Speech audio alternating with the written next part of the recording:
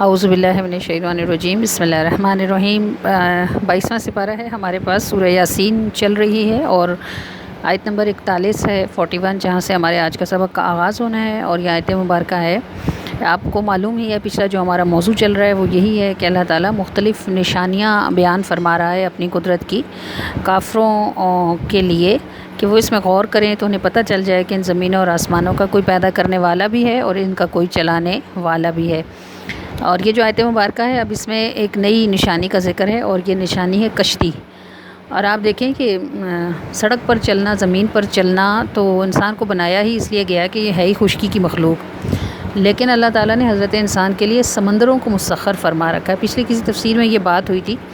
کہ اللہ تعالیٰ نے ہاتھی جیسے جانور کو انسان کے لیے مسخر فرما رکھا ہے، گائے بھینسوں کو اور اونٹوں اور گھوڑوں کو، تو وہ انسان کو نفع دیتے ہیں، نقصان نہیں پہنچاتے۔ اور اللہ تعالیٰ نے مکھی، مچھر اور بھیڑ جیسی ادنا مخلوق کو انسان کے لیے مسخر نہیں کیا تو یہ انسان کو اذیت دینے کا سبب بنتے ہیں۔ جس طرح زمین کو اللہ نے انسان کے لیے مسخر فرما رکھا ہے،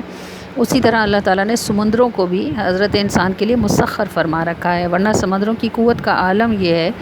کہ ساری زمین مل کر کسی سمندر کے ایک حصے کو نہیں بھر سکتی، اور کسی بھی سمندر کی ایک موج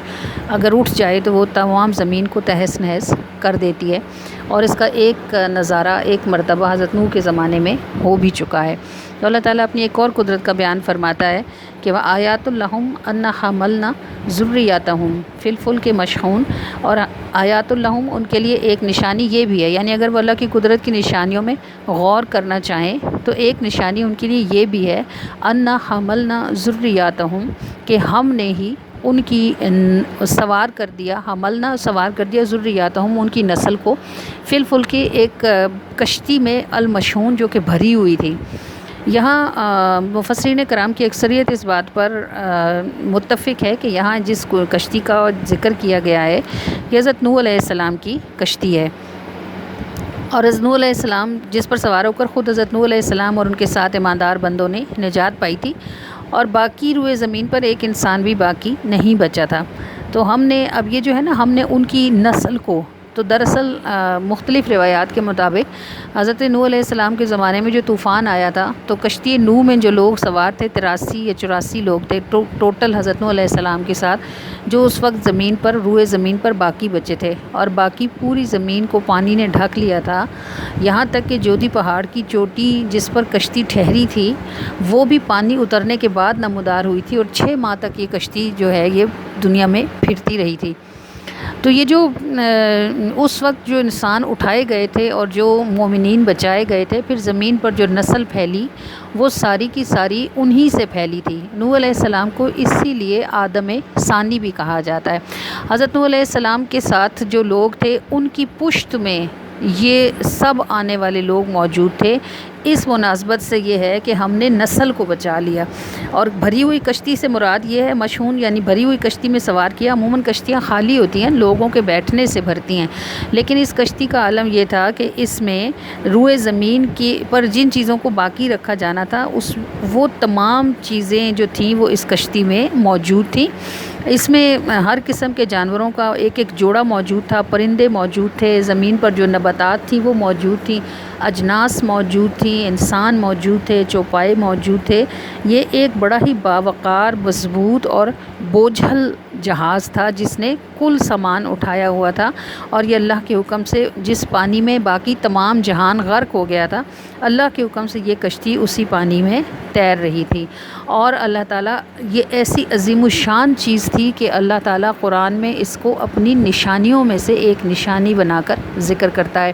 اور کچھ مفسرین کرام کے مطابق چونکہ یہ جو جدہ کا لگتا ہے، جدہ جو شہر ہے مکہ سے تقریباً 1.5 گھنٹے کے فاصلے پر ہے، اس کو ساحل لگتا ہے بحیرہ عرب کا، اور اس زمانے میں بھی عرب کشتیوں کے ذریعے سے تجارت کیا کرتے تھے۔ تو کچھ کے مطابق اللہ تعالیٰ یہ نشانی بیان فرما رہا ہے کہ تم جو اپنی اولاد کو، اپنی جوان بیٹوں کو کشتیوں میں سوار کر کے دور دراز کے ملکوں میں تجارت کا سامان دے کر بھیجتے ہو، بھری ہوئی کشتیاں دے کر بھیجتے ہو، تو وہ کون انہیں لے کے جاتا ہے اور پھر کون ان کو واپس لے کر آتا ہے؟ اور ارشاد فرماتا ہے وَخَلَقْنَا لَهُم मिम मिस्लिही मा यरकबून, और हमने खलकना लहुम, हम ने पैदा की हैं उनके लिए मिम मिस्लिही ऐसी ही चीज़ें मा यरकबून जिस पर ये सवारी करते हैं। ये कुरान की फसाहत और बलागत है कि कुरान ने चूँकि आखिरी वक्त तक रहना है, क़यामत तक ये इसका हुक्म चलना है, इसकी जो नाफिज होना है इसको, तो अल्लाह ताला ने इसमें क़यामत तक आने वाले वाक़यात का बयान फरमाया हुआ है। अब ये जो लफ्ज़ है ना, हमने इनके लिए ऐसी ही और सवारियाँ पैदा की जिसमें ये सवार होते हैं। इससे ये भी हो सकता है कि उस ज़माने में तो सिर्फ़ कश्ती ही थी ना, अब आप देखें समंदर में क्या कुछ है। जैसे फ़ज़ा में इस वक्त रॉकेटों का, जहाज़ों का, सुपरसोनिक्स का दौर है और मिज़ाइल्स का दौर है, उस वक्त नहीं था। इसी तरह उस वक्त समंदर में कश्तियाँ चलती थी, अब समंदर में आबदोज़ें चलती हैं। समंदर पर ऐसे जहाज़ हैं जिन पर हेलीपैड मौजूद होते हैं, समंदर में जंगी जहाज़ तैरते हैं, समंदर में लाइफ बोट्स होती हैं, समंदर में तफरीह के लिए ढेरों चीज़ें जो हैं वो समंदर पर मौजूद हैं, लोग सर्फिंग करते हैं।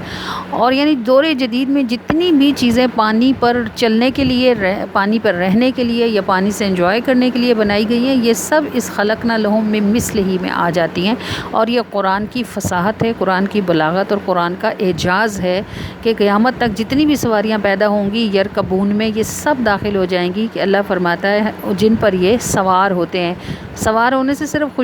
पानी का सवार होना मुराद नहीं है, खुश्की का सवार होना भी मुराद हो सकता है। तो यानी ये जो जहाज़ हैं, ये जो गाड़ियाँ हैं, ये जो कारें हैं, ये जो ट्रेन्स हैं और ट्राम्स हैं, और ये जो लोगों की अपनी छोटी पर्सनल गाड़ियाँ होती हैं, इसके अलावा जहाज़ हैं, हेलीकॉप्टर्स हैं, हर चीज़ इस मिस्लिही मा यरकबून में दाखिल हो जाती है। यानी खुश्की और तरी की जितनी सवारियां हैं, अल्लाह फरमाता है हमने ही ये इनके लिए पैदा की हैं। और हज़रत इंसान तो सिर्फ़ सोचता है ना, इस सोच को अमली जामा पहनाने और इसको असबाब और वसाइल तो मुहैया करने की शान अल्लाह ही की है। और सोच कहाँ से आती है, ये भी अल्लाह की तरफ से दिमाग में डाली जाती है। तो अल्लाह ताला फरमाता है कि ये सब निशानियां हैं अगर ये गौर करें। और फिर इससे अगली बात क्या है, व इन नशा नुग़रिकुम फ़ला सरीक़ा लहुम व लहुम युनक़ज़ून, व इन नशा नुग़रिकुम, अगर हम चाहते तो इन्हें गर्क कर देते, नुग़रिकुम अगर हम चाहते तो इन्हें डबो देते, फ़ला सरीक़ा लहुम तो फिर कोई भी इनका मददगार ना होता, व लहुम युनक़ज़ून और वो ना ही वो छुड़ाए जाते या वो रिहा किए जाते। अब ये जो कश्तियों में लोग भरते हैं और फिर ये कश्ती सवारी चलती है, तो अल्लाह ताला फरमाता है कि ये एहसान हमारा याद रखो कि हमने तुम्हें समुंदरों से, दरियाओं से पार कर दिया। अगर हम चाहते तो तुम्हें डुबो देते, पूरी की पूरी कश्ती समुंदर की तह में या दरिया की तह में बैठ जाती। और जब ऐसा होता है तो ज़ाहिर है उस वक्त सब ही डूब रहे होते हैं, कोई किसी को बचाने वाला नहीं होता। तो अल्लाह फरमाता है उस वक्त को अगर हम ऐसा निशान वगैरह, अगर हम चाहते, कश्ती नूह पर अगर ये बात लगाई जाए तो तब देखें अगर अल्लाह चाहता कि कश्ती नूह भी गर्क हो जाए तो फिर हज़रत इंसान की नस्ल ही ख़त्म हो जाती। और अगर अहले मक्का के उन जवान बेटों की बात है जो कश्तियों में माल तिजारत भरकर तिजारत के लिए निकलते हैं, तो भी अल्लाह पाक फरमाता है व इन नशा नुग़रिकुम फ़ला सरीक़ा लहुम व लहुम युनक़ज़ून, अगर हम चाहें तो उन्हें समंदर की तह में बिठा दें, गर्क करके रख दें कि फिर ना तो कोई उनका मददगार हो और ना ही कभी वो यहाँ से निजात पाएँ। मगर छोड़ता क्यों है, इल्ला रहमतम मिन्ना व मतान इलाहीन, और लेकिन हमने अपनी तरफ से रहमत की हुई है, व मतान इलाहीन, और एक मखसूस मुद्दत तक के लिए हम उनको इस समंदर से फ़ायदा दे रहे हैं। देखें ना, इंसान ज़िंदगी में जिन चीज़ों से नफ़ा उठा रहा होता, अब ये बिजली है, किस कदर नफ़ा बख्श चीज़ है। इस गर्मी में जो शिद्दत है गर्मी के टेम्परेचर की, एसी है, कूलर्स हैं, पंखे हैं और ना मालूम क्या कुछ है जो इंसान को के लिए कमरों को टेम्परेचर को टेम्परेट कर लेता है, और हम सुख का सांस लेते हैं, रात को आसानी से सो जाते हैं, दिन हमारा सहूलत से गुजर जाता है। यही बिजली जब किसी का वक्त आ जाता है और उसको पकड़ लेती है तो अगले सांस की मोहलत भी नहीं आती। ये सिर्फ़ एक मिसाल है। दुनिया की हर चीज़ अल्लाह का लश्कर है, अल्लाह के हुक्म से वो हमारे आगे हाथ बांध के इताअत करके मुसख्खर होकर हमारी खिदमतें करता रहता है। और जिस वक्त अल्लाह ताला का हुक्म आ जाता है तो फिर वही लश्कर हमें घेर लेता है और अल्लाह के पास पहुंचा देता है। तो ये समुंदर भी अल्लाह के लश्करों में से एक लश्कर है, और ये सिर्फ़ अल्लाह की रहमत है कि लोग खुश्की और तरी के लंबे चौड़े सफ़र आराम और राहत के साथ तय कर रहे होते हैं। और ये इसलिए मतान इलाहीन कि हर शख्स के लिए अल्लाह की तरफ से एक वक्त ठहराया हुआ है, उस ठहराए हुए वक्त तक उसको सलामत रखा जाता है। मुश्किल कितनी भी बड़ी हो, रास्ता कितना भी दुश्वार हो, तूफ़ान हो, موجیں اٹھتی ہوں، لیکن اگر کسی کی زندگی اللہ کی طرف سے باقی ہے تو اس کو بچا لیا جاتا ہے، کیونکہ یہ اللہ کا وعدہ ہے کہ یہ فائدے برتنے کے لیے اس وقت تک ہیں جس وقت تک کی مہلت ٹھہرائی گئی ہے۔ وَإِذَا قِيلَ لَهُمُ اتَّقُوا مَا بَيْنَ أَيْدِيكُمْ وَمَا خَلْفَكُمْ لَعَلَّكُمْ تُرْحَمُونَ، اور ان کافروں سے جب کہا جاتا ہے، ان کی سرکشی، ان کی نادی، اللہ تعالیٰ مثالیں بیان فرما رہا ہے نا کہ اگر تمہیں رزق مل رہا ہے، اولاد مل رہی ہے، اگر تمہارے گھر ہیں، تمہارے پاس ظاہری دنیا کے سارے اسباب موجود ہیں، تو تمہیں پھولو مت۔ یہ اللہ کی طرف سے ایک مخصوص وعدہ ہے، پیدا ہونے سے پہلے جو لکھ دیا گیا ہے کہ تم نے اس سانس تک نعمتوں سے متمتع ہونا ہے، تو اس پر اتراؤ نہیں، گھمنڈ نہ کرو، تکبر نہ کرو، اس میں تمہارا ذرہ بھر کمال نہیں ہے۔ جس وقت یہ وعدہ پورا ہو جائے گا، تم اپنے ان بھرے پورے گھروں سے ہاتھ جھاڑتے ہوئے ایسے اٹھا لیے جاؤ گے جیسے تم کبھی ان جگہوں پر آئے ہی نہیں تھے، جیسے کبھی ٹھہرے ہی نہیں تھے۔ یہ تمہارے خوشنما لباس اور تمہارے قیمتی جوتے اور تمہارے نرم بستر اور تمہارے لذیذ کھانے سب موجود رہیں گے، صرف تم اٹھا لیے جاؤ گے کیونکہ تمہارے پاس متان الہین برتنے کا وقت ختم ہو چکا ہوگا۔ تو پھر کہا جا رہا ہے کہ ابھی جو وقت ہے اس میں کیا کرو، وَإِذَا قِيلَ لَهُمُ اتَّقُوا مَا بَيْنَ، جب ان سے کہا جاتا ہے کہ اللہ سے ڈرو اور اس بات سے ڈرو، جب وَإِذَا قِيلَ لَهُمُ اتَّقُوا، جب ان سے کہا جاتا ہے کہ ڈرو مَا بَيْنَ أَيْدِيكُمْ وَمَا خَلْفَكُمْ، تو اپنے اگلے اور پچھلے گناہوں سے، لَعَلَّكُمْ تُرْحَمُونَ، تاکہ تم پر رحم کیا جائے۔ یعنی ابھی جو زندگی تم گزار رہے ہو، کھا رہے ہو، پی رہے ہو، مست ہوئے ہو، تو اللہ پاک فرماتا ہے کہ یہ تکبر اور یہ جو تمہاری ناسمجھی ہے یہ تمہیں ہلاک کر کے رکھ دے گی۔ ان گناہوں سے بچو، جو کچھ کر چکے ہو اس پہ شرمندہ ہو جاؤ، توبہ کرو۔ یہ جو ہے نا ایدیکم وما خلفکم، جو کہ اگلے ہیں، یعنی پہلے تم کر چکے ہو، ان کی بھی تلافی ہو سکتی ہے کہ تم توبہ کرو، معافی مانگو اور اللہ تعالیٰ کے آگے گڑ گڑاؤ، تو جو تم سے ہو چکے ہیں اللہ تعالیٰ انہیں بھی صاف کر دے گا۔ اور وما خلفکم، اور جو کچھ تمہارے پیچھے، یعنی تم ابھی جو تم کرو گے جب زندہ ہو، اور جن چیزوں میں تم پھنس جاؤ گے اس کی بھی اللہ تعالیٰ سے مدد مانگو اور پناہ لو اللہ سے کہ اللہ تعالیٰ تم کو ان گناہوں سے بچنے کی توفیق عطا فرما دے۔ جو کر چکے ہو اس پر نادم ہو جاؤ اور آئندہ کے لیے احتیاط کرو، تو نتیجہ کیا ہوگا، لعلکم ترحمون۔ اللہ پاک ایسا رحیم کریم ہے کہ وہ ساری گندگی اور غلاظت کے باوجود بھی تم کو معاف کر دے گا، تمہیں صاف کر دے گا اور وہ تم پر رحم فرما لے گا۔ وما تاتیہم من آیات ربہم الا کانوا عنہا معرضین، وما تاتیہم، اور نہیں آتی ہے ان کے پاس، من آیات، نشانیوں میں سے، من آیات، کوئی نشانی، من آیات ربہم، ان کے رب کی نشانیوں میں سے کوئی نشانی، الا کانوا عنہا معرضین، مگر یہ کہ وہ اس سے منہ پھیر لیتے ہیں۔ یعنی دل کی سختی کا عالم یہ ہے کہ اللہ تعالیٰ تو اتنی شفقت اور اتنی رحمت کا مظاہرہ فرماتے ہوئے، پچھلوں کو معاف کرنے اور آگے سے بچنے کا حکم دیتے ہوئے یہ مژدہ سنا رہا ہے کہ ایسوں پر بھی رحم کر دیا جائے گا، لیکن ان کی بدبختی کا اور ان کے دل کی سختی کا عالم یہ ہے کہ جب انہیں اللہ کی طرف بلانے والے اللہ کی طرف بلاتے اور رحمت کا مژدہ سناتے ہیں اور یہ سمجھاتے ہیں کہ جو کچھ ہو چکا ہے وہ بھی سنور جائے گا اور جو ہونے والا ہے وہ بھی بہتر ہو جائے گا اور آگے بھی تمہاری زندگی بہتر ہو جائے گی، تو بجائے اس کے کہ جب ان کے پاس اللہ کی نشانیوں میں سے کوئی نشانی آتی ہے تو بجائے اس کے کہ وہ اس پہ کان دھریں، کاربند ہونا تو دور کی بات ہے، موردین، بلکہ وہ منہ پھیر لیتے ہیں، بے رخی برتتے ہیں اور ایسے ہو جاتے ہیں جیسے انہیں تو اس بات کی ضرورت ہے ہی نہیں۔ اور نصیحت کرنے والے جب ان سے کہتے ہیں وَإِذَا قِيلَ لَهُمْ أَنفِقُوا مِمَّا رَزَقَكُمُ اللَّهُ، جب نصیحت کرنے والے اللہ کی طرف سے نصیحت پہنچاتے اور ان سے یہ کہتے ہیں کہ جو بھی کچھ تمہیں اللہ نے دیا ہے، دیکھیں یہ بھی تو گناہ معاف کروانے کا ایک طریقہ یہ بھی ہے نا کہ بندہ صدقہ خیرات کرے اور بھوکوں کو کھانا کھلائے، ننگوں کو کپڑا پہنائے اور اللہ تعالیٰ سے اس کے عوض میں چاہے کہ اللہ تعالیٰ مجھے معاف کر دیں، میرے گناہوں کو صاف کر دیں اور ان نیکیوں کے بدلے میں میری خطاؤں کو بخش دیں۔ طریقہ بتایا جا رہا ہے نا کہ جب ان سے یہ کہا جاتا ہے کہ اللہ کے دیے ہوئے جو رزق میں سے جو اس نے تم کو دیا ہے کچھ اس کی راہ میں خرچ کرو، فقراء اور مساکین اور محتاجوں کو حصہ دو اور لوگوں کو آسانیاں کرو۔ قال الذین کفروا، تو کہتے ہیں کافر، للذین آمنوا، ایمان والوں سے، انطعم من لو یشاء اللہ اطعمہ، کیا ہم کھلائیں ان کو جنہیں اگر اللہ چاہے تو خود کھلا دیتا۔ یعنی اب یہ خرچ کرتے ہیں نا، استغفر اللہ معاذ اللہ، یعنی کہتے ہیں جب ان سے کہا جاتا ہے کہ اللہ کی راہ میں دو تو کہتے ہیں کہ اگر اللہ کا ارادہ ہوتا تو ان غریبوں کو خود ہی دے دیتا، بھلا ہم انہیں کھلائیں جنہیں اللہ نے بھوکا رکھا ہوا ہے، تو ہم یعنی اللہ کے ارادے کے خلاف کریں؟ اگر اللہ نے انہیں دینے کا ارادہ کیا ہوتا تو ہاں اللہ انہیں خود ہی دے دیتا. تم ہمیں جو خیرات کی نصیحت کرتے ہو ان انتم الا فی ضلال مبین، تم تو ہو ہی کھلی گمراہی میں. یعنی اب آپ دیکھیں نا، یہ تو اللہ کی طرف سے خیر والی بات ہے نا، اور خیر کی طرف بلانے والی بات ہے، لیکن ان بدبختوں کی آنکھوں پر ایسی پٹی بندھی ہوئی ہے کہ جو بھی کوئی ان کو ہدایت کا رستہ دکھاتا ہے یہ اس کے ساتھ کوئی نہ کوئی تماشا بنا لیتے ہیں، اور یہ قیامت تک چلے گا. جب بھی مطلب آپ دیکھیں نا نیکیوں کی، ابھی اب ان دنوں اب کسی بھی کافر کو آپ ہدایت کی طرف بلائیں، نیکی کی طرف بلائیں، تو وہ آپ سے ایسے ایسے سوال کرے گا کہ اس سن کے بندہ استغفر اللہ معاذ اللہ نعوذ باللہ پڑھتا ہے اور استغفار کرتا ہے کہ یہ کیسے گمراہ ہیں، دنیا کے معاملات میں کس قدر تیز ہیں اور کتنے چست چالاک اور ہوشیار اور سمارٹ ہیں، اور آخرت کے معاملات میں ایسے بے نیاز ہیں کہ کہتے ہیں کہ ہاں اگر خدا نے ہمیں ہدایت دینی ہوتی تو بھلا وہ ہمیں یہودیوں کے گھر پیدا کرتا. اگر اللہ تعالیٰ نے ہمیں عیسائیوں کے گھر میں اللہ ہی نے تو پیدا کیا ہے، اور اب اگر ہندو ہیں تو اللہ نے ہمیں ہندوؤں کے گھر میں پیدا کیا نا. اگر آپ کسی کو بلائیں اسلام کی طرف تو وہ آگے سے دلیل یہ دیتا ہے، جیسے یہ کہتے ہیں نا کہ اگر اللہ چاہتا تو خود ہی انہیں کھلا دیتا جو بھوکے ہیں، اور ہم کیوں کھلائیں، اللہ کے ارادے میں ٹانگ ڈالیں. وہ بھی بدبخت ایسے ہی کہتے ہیں اگر اللہ نے ہمیں مسلمان پیدا کرنا ہوتا تو وہ ہمیں یہودی کے گھر میں کیوں پیدا کر دیتا،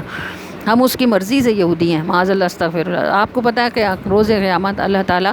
پوچھے گا ان سے سب سے جو اس وقت اللہ کی وحدانیت کا، اس کی کبریت کا، اس کی ربوبیت کا انکار کرتے ہیں. اللہ پاک ان سے فرمائے گا کہ تمہیں عقل دی گئی تھی، تم جانوروں کی طرح، چوپایوں کی طرح بے عقل نہیں تھے، اور دنیاوی معاملات میں ہر قدم پھونک پھونک کے رکھتے تھے، اور جب کسی سے ڈیل کرتے تھے تو لکھ کے کرتے تھے، اور ایک ایک پوائنٹ کو گھنٹوں ڈسکس کرتے تھے، اپنے نفع کی باتوں کو اور دوسرے کے نقصان کی باتوں کو 10 جگہ چیک کر کے پھر لکھا کرتے تھے. تو تمہیں آخرت کے متعلق تم ایسے بیغم تھے کہ اگر تمہیں کسی نے بتایا بھی تھا کہ یہ دین ہے، یہ کتاب ہے، یہ رسول ہے، یہ ایمان ہے، تو تم نے ایک دفعہ بھی اس کو چیک کرنے کی کوشش نہیں کی کہ اس میں سے بھی کوئی بات صحیح ہو سکتی ہے، یہ کوئی بات ہمارے نفع کی ہو سکتی ہے. اس دن یہ دلیل نہیں چلے گی کہ کوئی یوں کہہ دے کہ ہم تو بھئی کافر پیدا ہوئے تھے اسی لیے کافر مرے ہیں. تو اللہ پاک فرماتا ہے کہ یہ ایسے بے عقل ہیں کہ اگر ان کی طرف وما آتی من آیات ربہم الا کانوا عنہا معرضین، اللہ کی نشانیوں میں سے جب کوئی نشانی آتی ہے، کوئی نصیحت لگانے والا آتا ہے، کوئی اچھی بات آتی ہے، تو یہ بے نیاز اور معرضون منہ پھیر لیتے ہیں، ایسی بے رخی دکھاتے ہیں جیسے انہیں تو اس کی ضرورت ہے ہی نہیں. اور جب ان سے یہ کہا جائے کہ اللہ کی راہ میں خرچ کرو تو یہ مذاق بناتے ہیں، خرچ لگاتے ہیں، اور یہ کہتے ہیں کہ ہاں ان انتم الا فی ضلال مبین، تم تو کھلی گمراہی میں ہو، ہمیں وہ کرنے کو کہتے ہو جس کے کرنے کا ارادہ اللہ نے نہیں کیا ہوا ہے. معاذ اللہ استغفر اللہ. وَيَقُولُونَ مَتَىٰ هَٰذَا الْوَعْدُ إِن كُنتُمْ صَادِقِينَ. اچھا، ایک ان کافروں کے آج تک بھی ان کے آنے کا کوئی کافر جو ہے وہ قیامت کے آنے کا قائل نہیں، دل سے نہیں ہے. تو ویسے اللہ معاف کرے مسلمان بھی نہیں ہے، کام تو مسلمانوں کے بھی ایسے ہی ہیں جیسے قیامت نے آنا ہی نہیں ہے. لیکن چونکہ ہمارے تو یہ شامل ہے نا، ہماری تو بنیاد میں شامل ہے کہ ایک دن ایسا آئے گا مالک یوم الدین جس دن اللہ اپنے آگے لوگوں کو کھڑا کرے گا.